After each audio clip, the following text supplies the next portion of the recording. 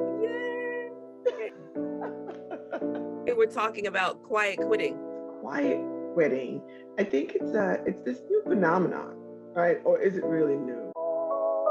Welcome to the road to SoulJoy Wellness, where a coach and a therapist explore the journey to living your best life on purpose. Here are Joy Williams and Nadine Huesner, your host. Hello. Hello, Hello. Nadine. It's great to see you again. Joy, it's always wonderful to see you. It's a new day, new start. Yay! We're talking about quiet quitting. Yes, quiet quitting. I think it's this new phenomenon, right? Or is it really new? And I would like to hear some of your thoughts about it, Joy. About what do you think about this new quiet quitting? Because I've had some experience with it. Well, we'll have to hear that too. So I Mhm. think it's interesting. I think for some people, it is a way for them to take back their power and say they're doing all this extra above what the job requires and are not being rewarded for it. So I think particularly during COVID, when people were working from home and working all sorts of hours, basically giving extra, then there was no definitive line from when they should stop working, that they just realized like it's not being necessarily appreciated. And I wonder, as I'm thinking about a lot about this, is some of those people who were doing a great job at home now are forced to go back to work. All that extra, they don't want to give either. So my word of the day is from 2 Timothy 1:7. For God has not given us a spirit of fear, but of power and of love and of a sound mind. That's my word of the day. My word of the day is closure. Closure is a noun. It's an act or process of closing something, especially an institution, thoroughfare, or frontier, or of being closed. Two, in a legislative assembly, a procedure for ending a debate and taking a vote. Three, a sense of resolution or conclusion at the end of an artistic work, a feeling that an emotional or traumatic experience has been resolved. Closure. That's my word of the day. That's a great word of the day. From a professional perspective, I've had workers and experiences with workers quietly quitting. I mean, and I want to use the word ghosted us. And I think yes, people may feel that they are not being properly rewarded or acknowledged, but in this very specific situations, I don't think that's the case. I had someone who quietly quit it on the organization. And this is a person I praised every time I saw them. I was like, oh my goodness, you're so great. You're so wonderful. And, they reached out one day saying they had a family emergency and never returned. And it made, myself and the other director kind of feel like, well, as we're reaching out, is everything okay? Not to be like, where you come, of course, we want to know when you're coming back, but never responded. And I think there's a piece where maybe they just didn't want to have a difficult conversation, which was she had already had the difficult conversation of putting in her 2 weeks notice. And I think she had 2 more weeks there and just kind of dropped off the face of the earth. And therapeutically, in the therapeutic in clients that I see, I often hear of this ghosting, right? Where people just don't respond, don't return, text or phone calls. And instead of just having the difficult conversation of saying, I don't want to do this anymore, at least once, because sometimes we know people don't accept no, but I'm just feeling like people just want things to be simple and easy. Yeah, and that's interesting because I can imagine that. I'd like things to be simple and easy, but we know that they're not. And the thing about having those difficult conversations is it means you can bring closure, which was your word of the day, to the issue. Hmm. You can put it behind you. And I think I remember in the past talking about how women have these open loops more than men do. Hmm. So those open loops in my head, and I know I'm still carrying a couple open loops of things that I should be doing. So that if we just get get on with it and move on to the next thing, then that would be great. And when you talk about ghosting, it makes me think that the quiet quitting that we talk about is like ghosting junior. It's like, so you're not really ghosting, you're just pulling back. So ghosting junior is the quiet quitting. It's like, yeah, I'm not telling you, because in these things, people aren't having the conversation. I'm not telling you, I'm really disappointed that you don't recognize all these things that I'm doing, that I'm not being compensated for all these things that I'm doing, that I need to set boundaries. They're doing all that stuff without telling anybody.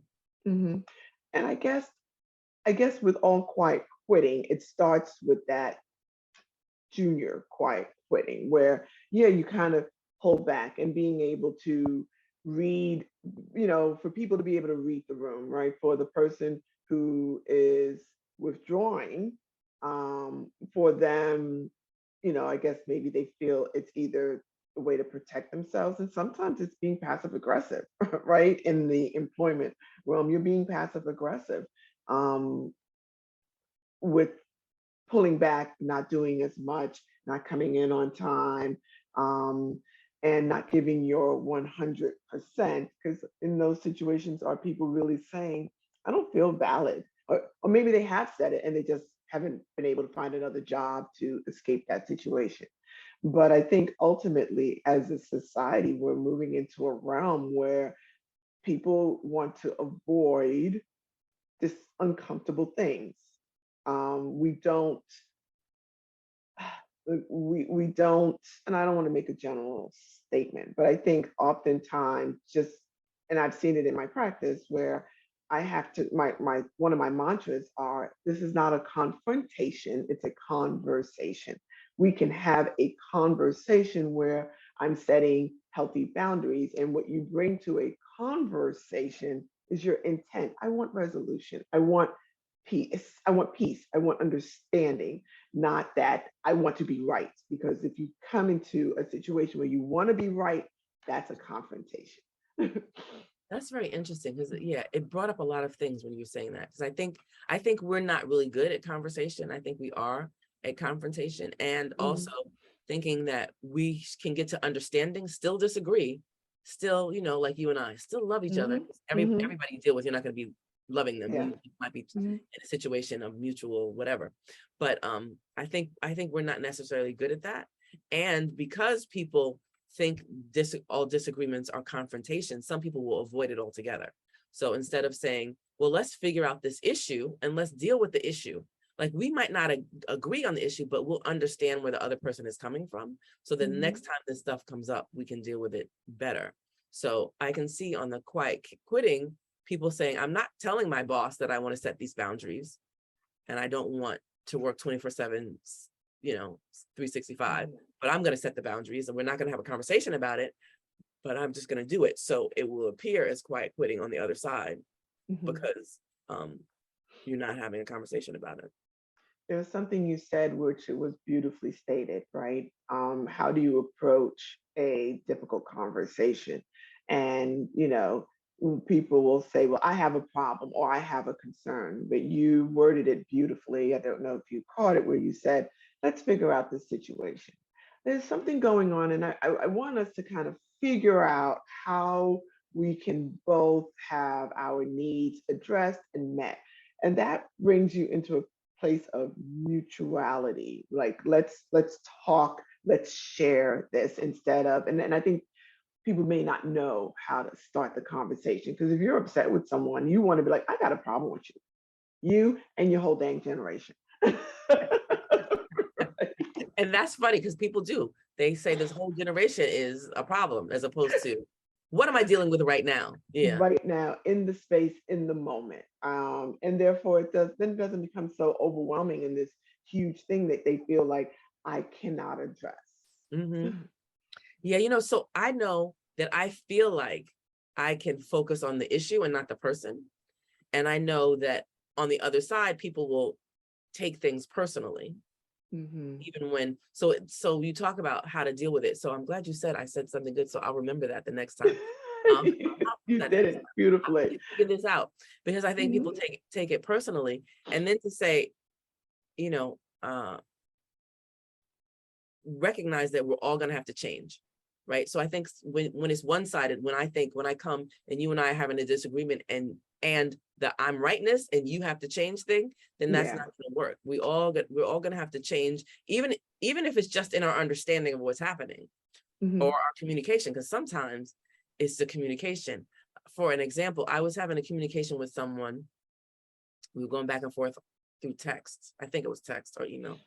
And the last communication before we got on the phone was, I understand every single word you said. I do not know what you're talking about. Like, I understand that, but I don't know what's happening here. So Mhm. sometimes is the fundamental part is we're having a miscommunication, and we Yeah. work on that part. Yeah. No, absolutely. And that's where this whole quiet quitting comes in. Like, are we really taking ownership of our circumstances? And I know, Joy, you and I have spoken about different people you have known in your life where they've kind of felt they weren't being validated in the workplace.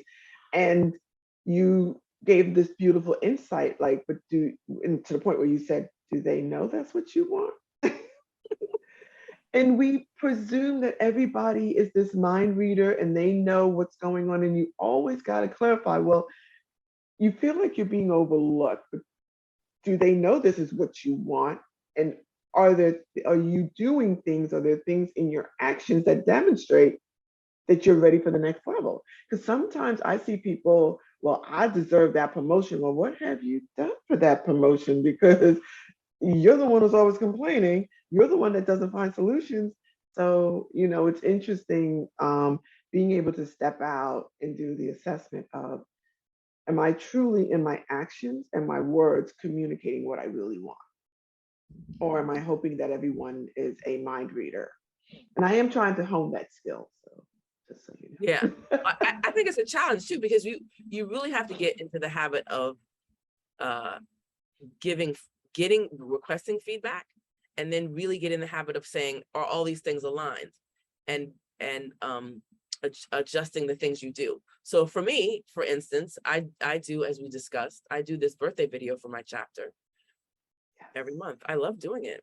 It takes an obnoxious amount of time because I live in excellence, right? So I'm giving all of this Mhm. time to that excellence, and at the same time, I'm saying that I want to grow my business more. So I've been telling people that I'm stopping doing it. I've been doing this. I've done November, so it's 23 months of doing it. I'm doing it one more month, Mhm. and I'm not doing it anymore.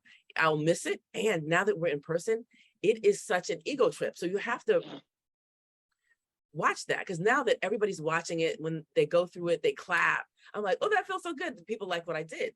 But at the end of the day, that's great. And if I have time again, sometime I'll do it, but I can't do it now because I really have to focus on another thing. So is all these things in alignment? Are we seeking the feedback that we need? Are we really trying to go where we want to go? Like, and do we believe that's possible? So sometimes we've given up on the belief that it's possible. Sometimes it's challenging, because I know looking for a job, the last time I really looked for a job, took a lot of time and energy and effort, longer than I wanted.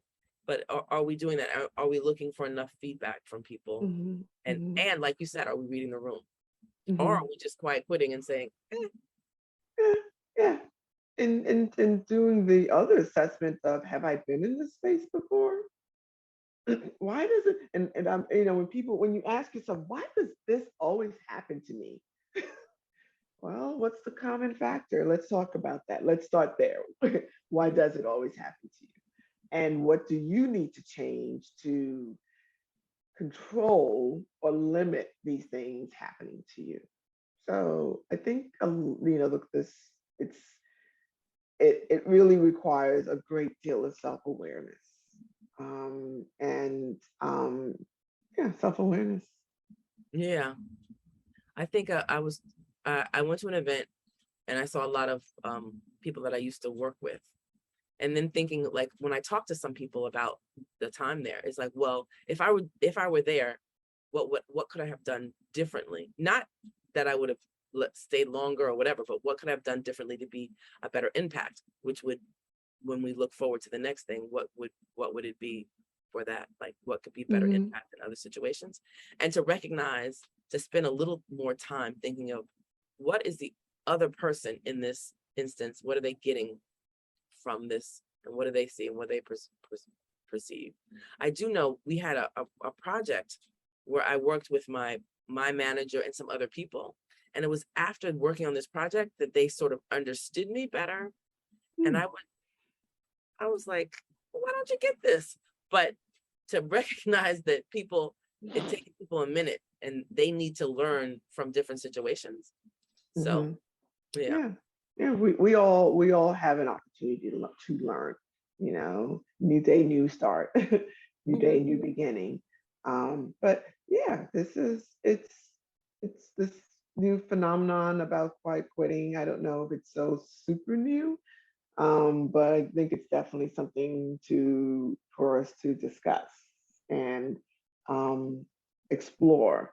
So, and I use it as closure. Like you should always have closure. And what does closure mean in the sense for people, right? And I think for me, closure is accepting the new outcome, right? That you unmarry yourself to what you anticipated or hoped it would be, and you accept the new outcome. And that is how you achieve closure. Because I always say, well, how do you get to closure? What does that mean? Well, it means unmarrying yourself from what you wanted it to be or what you thought it would be, and accepting the new outcomes, which is super hard. It's super, super hard because you got to forget that you wanted it to be one way. You got to first put that way in the back recesses of your mind. And that's how you achieve closure. That's interesting. Yeah, because I was also going through my mind as you were talking about that to think of any times where I had quiet quit.